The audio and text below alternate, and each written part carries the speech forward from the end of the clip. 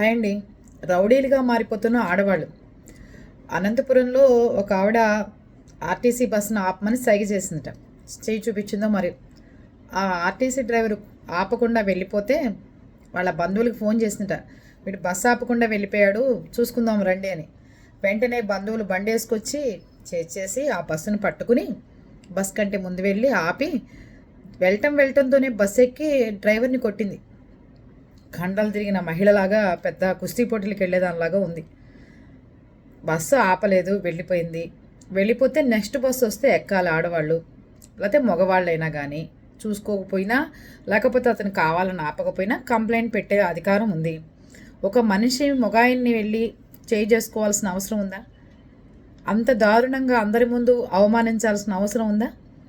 కళ్యాణ్ దుర్గానికి వెళ్తున్న బస్సుని అనంతపురం జిల్లాలో పట్టుకున్నావిడ కొట్టింది బస్ డ్రైవర్ని ఒక వీడియోలు వచ్చినాయి బయటికి.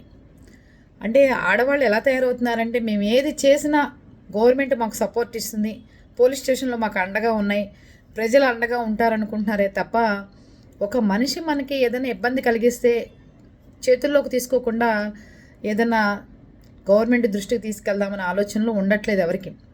ఇంకోటి మహిళ చెప్తోంది, నేను ఆపమన్న చోట నువ్వు బస్సు ఆపాలి, ఆపకుండా ముందుకెళ్తే ఇలాంటిదే జరుగుతుంది నీకు అని. ఇంకా ఉచిత బస్సులు వస్తున్నాయి రేపటి నుంచి. ఎంతమందిని కొడతారో, ఎవరెవరు కొట్టుకుంటారో ఏంటో అర్థం కావట్లేదు. మీరేమంటారు? ఇలాంటి మహిళ చేయడం కరెక్టే అంటారా? డబ్బులు పెట్టి కొనుక్కుంటేనే ప్రైవేట్ ట్రావెల్స్ వాడు అసలు ఆపడు, మనకు ఫోన్ చేసిన ఎత్తడు, వాడు ఇష్టం వచ్చినట్టు చేస్తున్నాడు.